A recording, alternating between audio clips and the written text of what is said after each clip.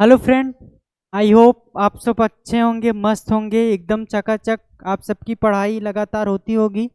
हम उम्मीद करते हैं आप सब रोज का रोज काम अपना पूरा करते होंगे। और बताइए आप लोग कैसे हैं, पढ़ाई करते हैं कि नहीं? जो ना समझ में आया तो पूछ लीजिए कमेंट में करके। सर यहाँ पे हमको नहीं समझ में आया, आप बताइएगा। आज हम बायो का, बॉटनी का चैप्टर 2 लेके आया है। पहले हमने पढ़ा दिया था पुष्पी पादपों में लैंगिक जनन। आज वंशागति तथा विविधता के सिद्धांत पढ़ाएंगे, जिसमें हमने 2 लेक्चर पढ़ा। यह तीसरा लेक्चर है जिसमें हम पढ़ाएंगे कि आ, क्या एकल संकर संकरण क्या होता है। उसके पहले हमने पढ़ा दिया था अनुवांशिकी क्या होता है, अनुवांशिकी जनक कौन है, प्रयोगात्मक अनुवांशिकी के जनक और आधुनिक अनुवांशिकी के जनक है। आप लोग कमेंट में करके बताइएगा अनुवांशिकी के जनक कौन है, आधुनिक अनुवांशिकी के जनक और प्रयोगात्मक अनुवांशिकी के जनक कौन है। आप लोग इसको कमेंट में जरूर करके बताइएगा। और बताइए हमको, आज हम पढ़ाएंगे वंशागति। वंशागति क्या होता है आप लोग बताइए। वंशागति क्या होता है, अनुवांशिकी क्या होता है। अनुवांशिकी का मतलब क्या होता है, वंशागति का मतलब क्या होता है। आज हम पढ़ाएंगे एकल संकर संकरण क्या होता है। देखिए हम लोग क्या पढ़ाते हैं, एकल संकर संकरण क्या है। एक संकर संकरण, पहला नियम एक संकर संकरण मेंडल का ही है, चल रहा है मेंडल का एक संकर संकरण। हाँ, मेंडल का एक संकर संकरण यहाँ पे लिख दे रहे हैं मेंडल का, और किसी का नहीं पढ़ रहे हैं, ग्रेगर जॉन मेंडल का। मेंडल ने किस मेंडल का मेंडल ने किस पादप पर या किस चीज का मटर का यूज क्यों किया, और मटर का वैज्ञानिक नाम क्या है, ये आप बताइएगा। मटर का वैज्ञानिक नाम क्या होता है, कमेंट में करके बताइए। एक संकर संकरण क्या होता है, एक लक्षणों की एक लक्षणों की वंशागति का अध्ययन, एक लक्षणों की वंशागति का अध्ययन एक संकर संकरण कहलाता है।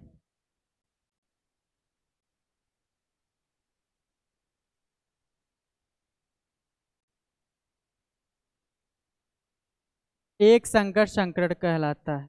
यह अत्यंत आधारभूत लक्षण है। यह अत्यंत आधारभूत लक्षण है। मेंडल ने, नोट पॉइंट में लिखो, मेंडल ने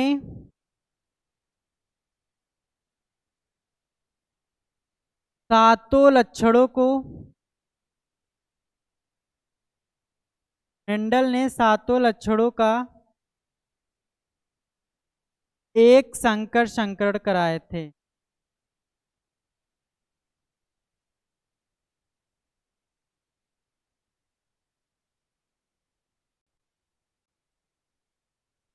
यहां तक समझ में आए। एक संकर संकरण क्या होता है, एक लक्षणों की वंशागति का अध्ययन एक संकर संकरण कहलाता है। यह एक अत्यंत आधारभूत संरचना होती है। उसके बाद मेंडल ने सातों लक्षण क्या होता है, तने की ऊंचाई, पुष्प की स्थिति, पुष्प का रंग, बीज की आकृति, बीज का रंग, फली का रंग, फली की आकृति। मेंडल ने सातों लक्षणों, यही लक्षण होता है सात जो हमने बताया अभी, सातों लक्षणों को एक संकर संकरण कराए थे। उदाहरण में देखिए, उदाहरण में ले रहे हैं हम तने की ऊंचाई। तने की ऊंचाई,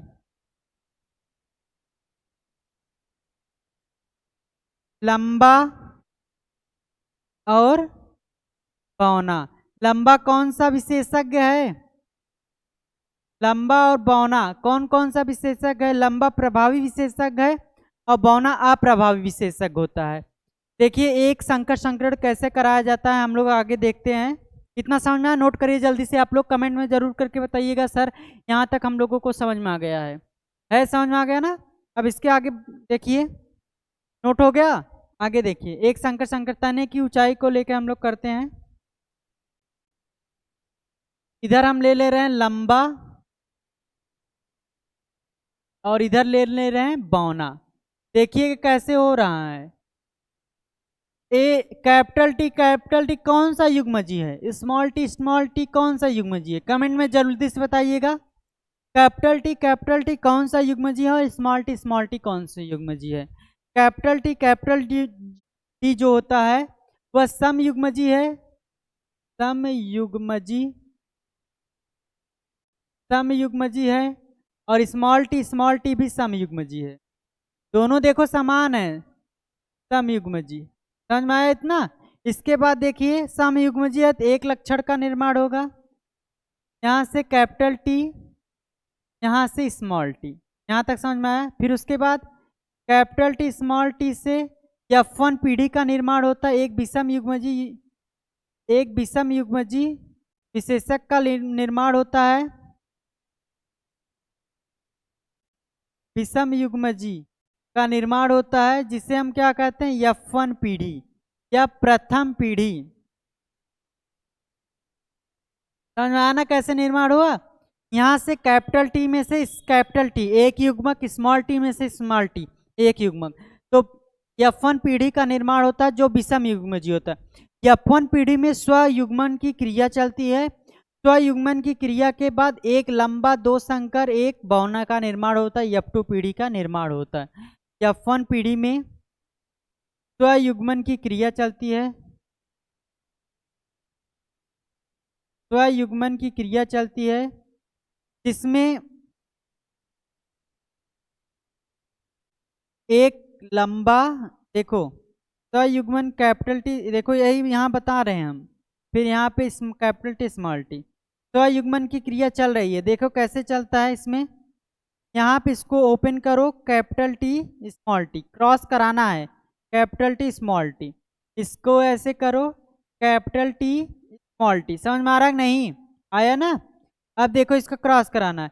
एक बार इसका क्रॉस इसके साथ कराना है, एक बार इसका क्रॉस इसके साथ कराना है, फिर एक बार इसका क्रॉस इसके साथ कराना है, फिर एक बार क्रॉस इसके साथ इसके।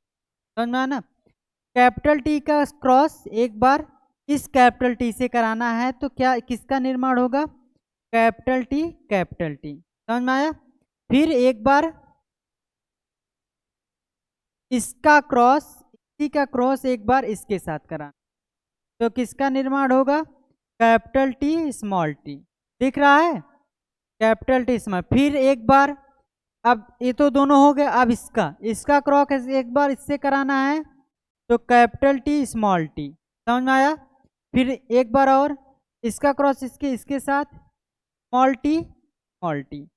अब देखो जो कैपिटल टी रहेगा वो लंबा होता है, जो स्मॉल टी होता है वो बौना होता है, और जो एक कैपिटल टी और एक स्मॉल टी होता है संकर लंबा होता है। क्या होता है? संकर लंबा।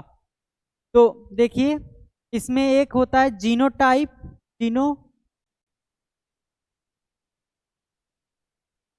जीनोटाइप या जीनोटिपिक रेशियो या फिनोटाइप।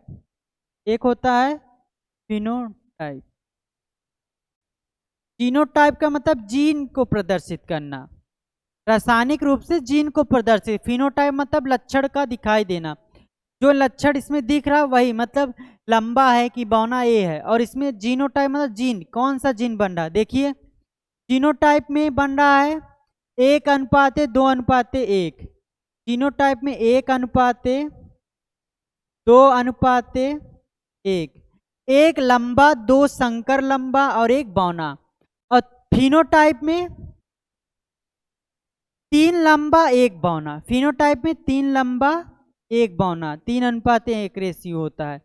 अब देखो ये जो कैपिटल टी है और एक स्मॉल टी, इसका मतलब समझ लीजिए जैसे एक इंसान बहुत लंबा है और एक इंसान बहुत छोटा है। समझ में? एक इंसान बहुत लंबा है और एक इंसान बहुत छोटा है, तो छोटा वाला लंबे के आगे छिप जाता है, तो इसीलिए पर वो संकर रहेगा, पर छोटा वाला छिप जाएगा, तो बड़ा वाला जो रहेगा उस वही रहेगा ना प्रभावी विशेषक। तो वही इसमें भी है, एक लंबा है और एक बौना है, तो ये बौना वाला छिप जाता है और यही रहता है, तो इसे संकर लंबा कहते हैं। इसका नाम होता है संकर लंबा का नाम क्या है? शंकर लंबा, कैपिटल टी स्मॉल टी। और स्मॉल टी का आप जानते हैं क्या होता है? बौना होता है। और कैपिटल टी जो होता है लंबा होता है। इतना समझ में आया ना कैसे हुआ क्रॉस? अगर कोई पूछेगा जीनोटिपिक क्या होता है, 1:2:1 होता है। फिनोटिपिक क्या होता है? 3:1 होता है। 3 में क्या क्या होता है? तीनों लंबा होता है और एक बौना होता है। इसमें एक लंबा, दो संकर, एक लंबा, एक बौना। हो गया ना? अब देखो एक संकर संकरण के निष्कर्ष क्या होता है। एक संकर संकरण के निष्कर्ष, एक संकर संकरण के निष्कर्ष। निष्कर्ष क्या है आप लोग देखिए, एक संकर संकरण के निष्कर्ष। इसमें दो नियम आता है। पहला होता है एक प्रभाविता का नियम, प्रभाविता का नियम। और दूसरा होता है पृथक्करण का नियम।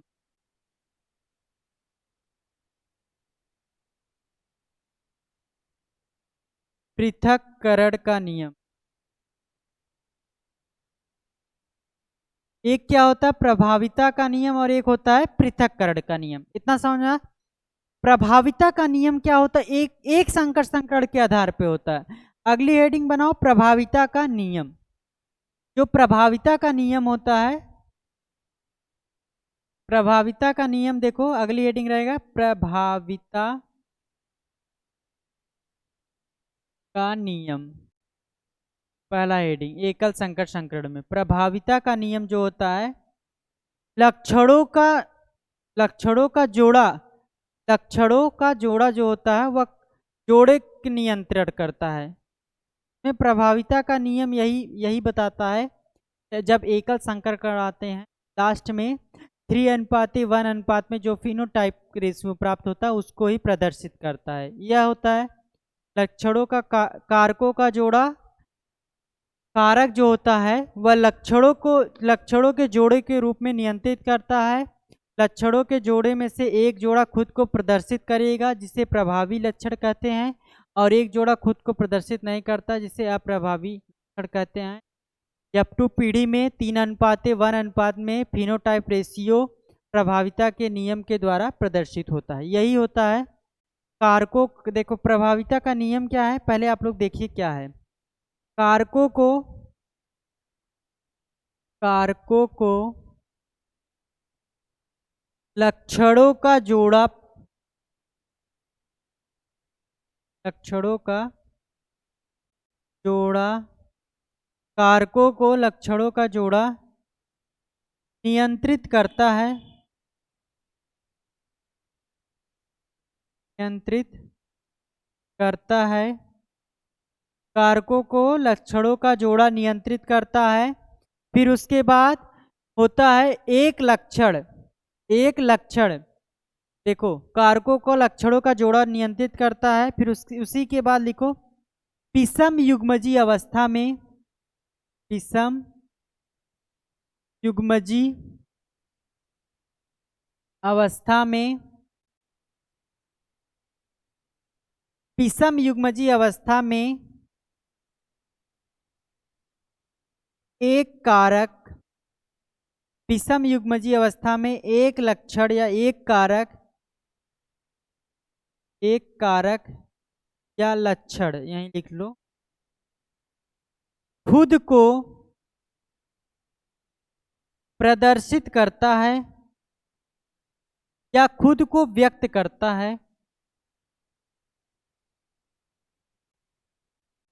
जिसे प्रभावी लक्षण कहते हैं या प्रभावी विशेषक कहते हैं, जिसे प्रभावी कारक कहते हैं। सीधा लिखिए प्रभावी कारक कहते हैं। विषम युग्मजीय अवस्था में से एक कारक खुद को, जोड़े में से एक कारक, जोड़ा है तो एक कारक खुद को प्रदर्शित करेगा जिसे प्रभावी कारक कहते हैं। तथा उसी का आगे लिखो, तथा जोड़े में से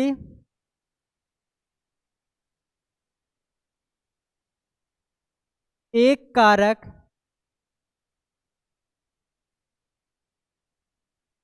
खुद को एक जोड़े में से एक कारक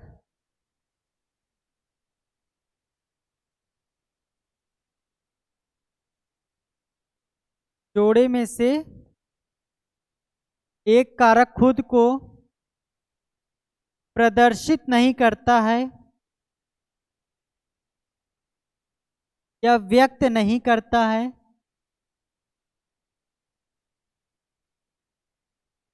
खुद को प्रदर्शित नहीं करेगा, जिसे अप्रभावी कारक कहते हैं।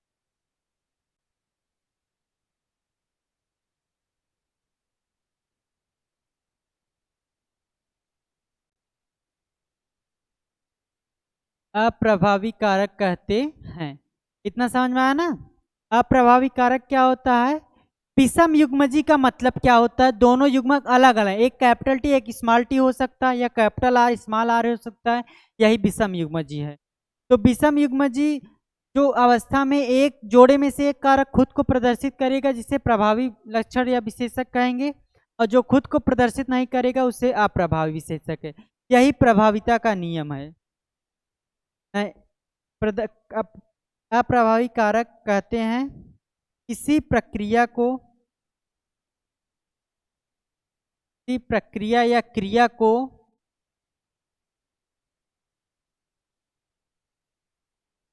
प्रभाविता का नियम कहते हैं।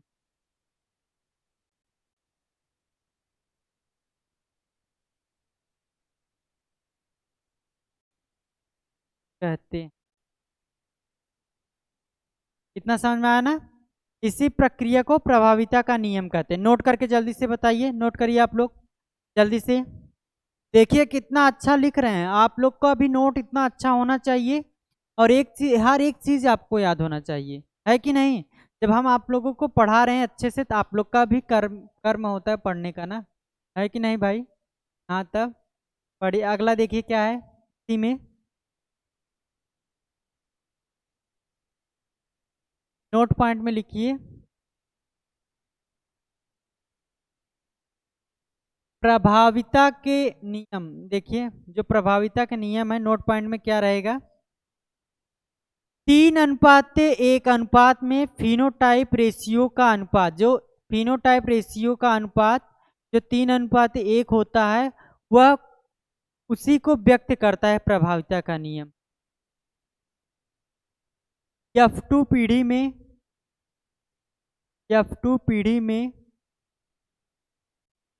3:1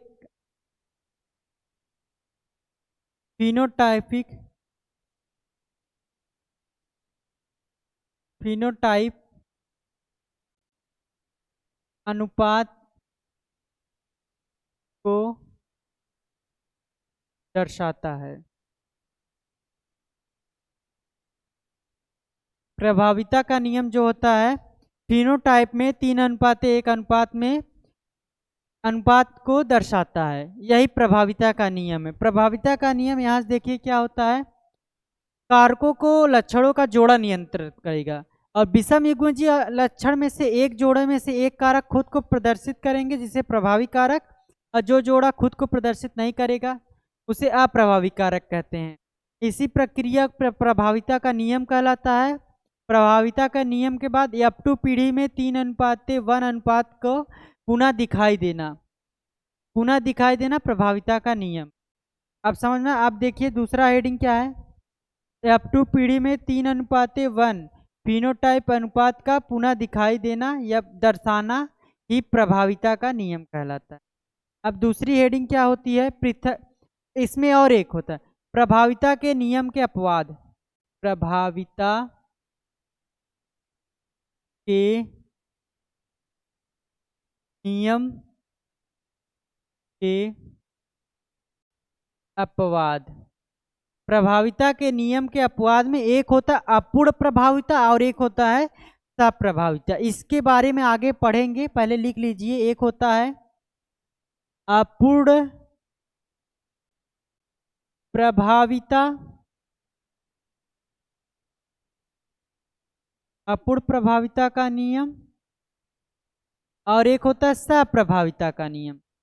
दूसरा क्या होता है, प्रभाविता का नियम। माई हवे बुझबो तो माई के उतवे में बस बा।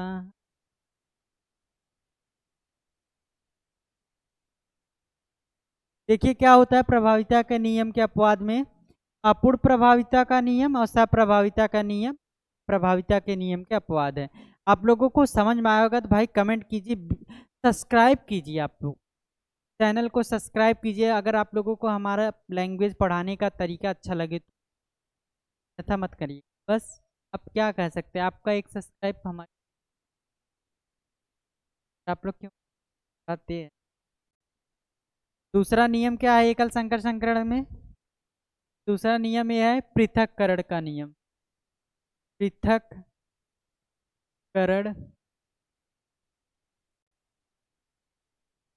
समझ में आवता कि ना तो सब बताओ पहले। जोन हम पढ़ावत है समझ में आवता ना?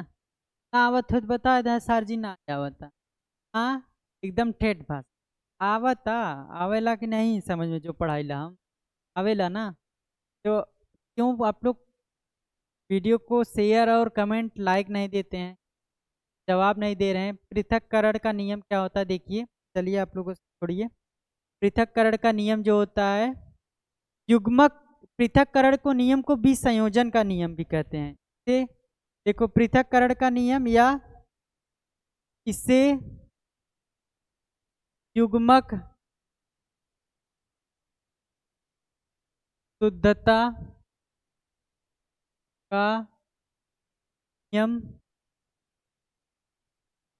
भी कहते या फिर विसंयोजन भी कहते हैं। पृथक्करण को विसंयोजन भी कहते हैं। देखिए युग्मक निर्माण के समय इसका इसका डिफिनेशन समझ लीजिए। युग्मक का जब निर्माण होगा, युग्मक निर्माण के समय किसी जीन का एलील यादृच्छिक रूप से पृथक होते हैं और पृथक हुए एलील किसी भी जीन का एलील यादृच्छिक रूप से पृथक मतलब अलग होते हैं और अलग होते युग्मक किसी भी जीन या किसी भी एलील के साथ जाने की प्रायिकता रखते हैं।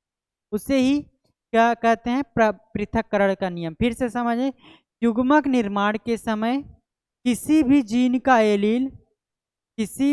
का एलील यादृच्छिक रूप से पृथक होते हैं और पृथक होते हुए युग्मक किसी भी एलील के साथ जाने की प्रायिकता रखते हैं। पृथक्करण का नियम कहते हैं। देखिए क्या होता है,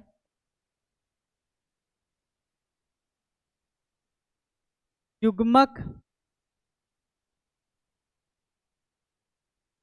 निर्माण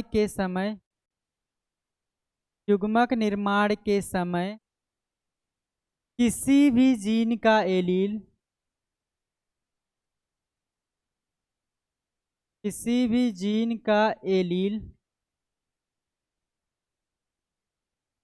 यादृच्छिक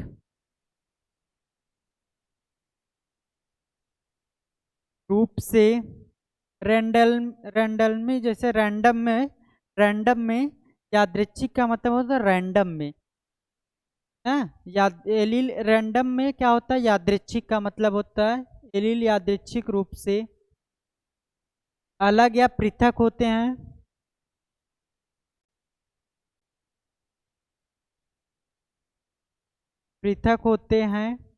तथा पृथक होते एलील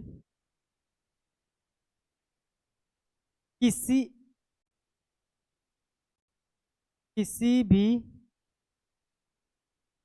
युग्मक के साथ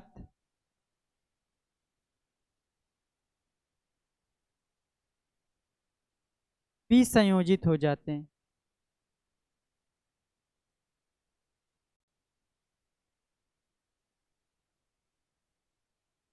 विसंयोजित हो जाते हैं जिसे विसंयोजन का नियम या पृथक्करण का नियम कहते हैं।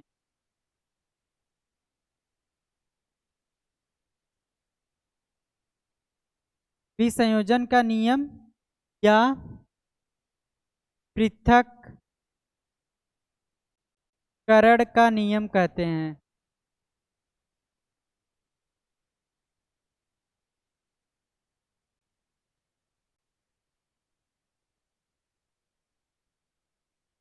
समझ में आया ना?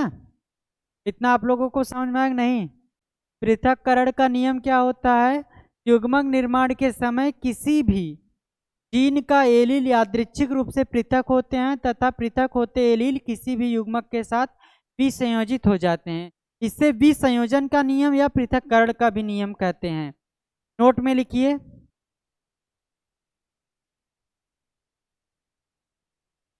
नोट में क्या होता है कि F2 पीढ़ी में पौने लक्षण का पुनः दिखाई देना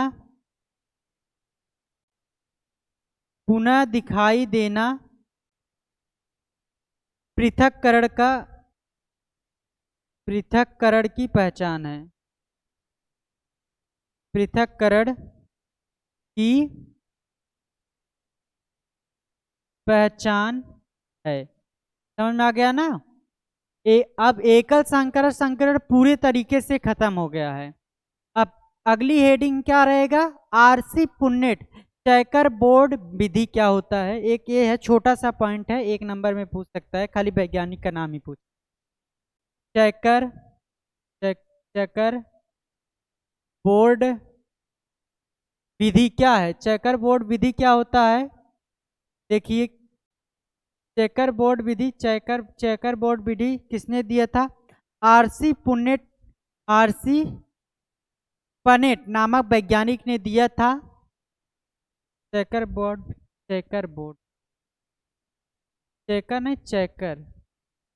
बोर्ड विधि जो होता है इसको आरसी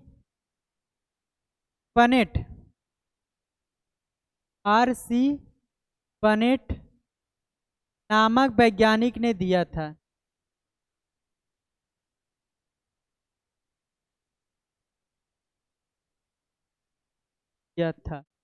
में देखिए कैसे एकल संकरण कैसे होता है। एक बॉक्स में एकल संकरण की क्रिया होती है। ऐसा रहेगा बॉक्स,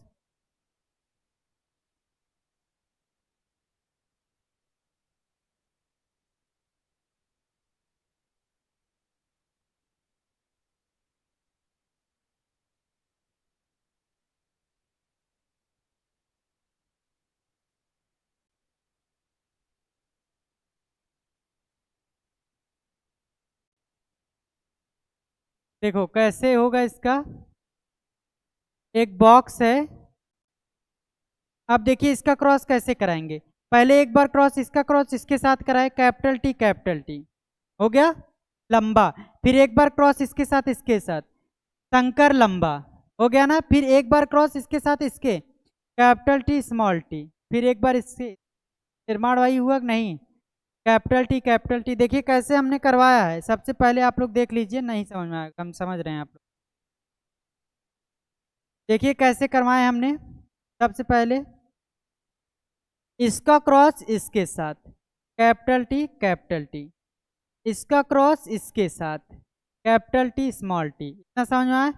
फिर इसका क्रॉस इसके साथ कैपिटल टी स्मॉल टी। फिर इसका क्रॉस इसके साथ स्मॉल टी। यही चेकर बोर्ड विधि है। बॉक्स में एकल संकरण की क्रिया कराते हैं चेकर बोर्ड विधि द्वारा। समझ में नहीं है कैसे हुआ है ना? इसमें देखो, इसमें भी जीनोटिपिक जो होता है, जीनोटाइप और फिनोटाइप। जीनोटाइप जो होता है, देखिए जीनोटाइप में 1:2:1 है, फिनोटाइप 3:1 है। यही होता है चेकर बोर्ड विधि।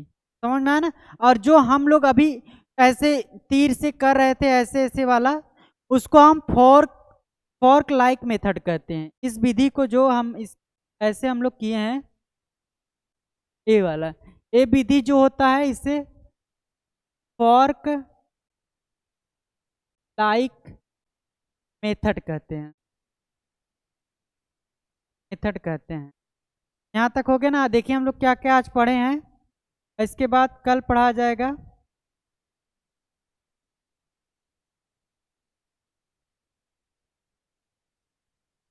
यहाँ से पढ़े मेंडल का एकल संकर संकर नियम, एक लक्षणों की वंशागति का अध्ययन एक संकर संकर कराता है। ये देख लीजिए, आप लोग नोट कर लीजिए, ये पढ़ाएं आज। फिर इसके बाद ये पढ़ाएं कैसे एक संकर संकर कराया जाता है। फिर उसके बाद हमने कहा एक संकर संकर के निष्कर्ष, प्रभाविता नियम, पृथक्करण का नियम, प्रभाविता का नियम पूरा बताए हैं। फिर उसके बाद पृथक प्रभाविता का नियम का पद 2 होता है, अपूर्ण प्रभाविता का नियम, सप्रभाविता का नियम। अब पृथक्करण का नियम बताया पूरा। फिर उसमें पृथक्करण के नियम के बाद चेकर बोर्ड विधि, RC पुनेट नाम वैज्ञानिक ने दिए था, इन्होंने ऐसे बताया था, एक डिब्बे में होता है। इसके बाद हम कल पढ़ाते हैं द्विसंकर संकरण क्या होता है, अगली हेडिंग रहेगा लेक्चर 4 जब आएगा, द्विसंकर संकरण क्या होता है। आप लोग पहले इस लेक्चर को अच्छे से एकदम देखिए, जो ना समय में कमेंट में करके बताइएगा, हम फिर से बता देंगे आप सभी को। समझ में आया? ओके ठीक है, कल इसके बाद हम कल लेके आते हैं। Thank you, all the best आप सभी को।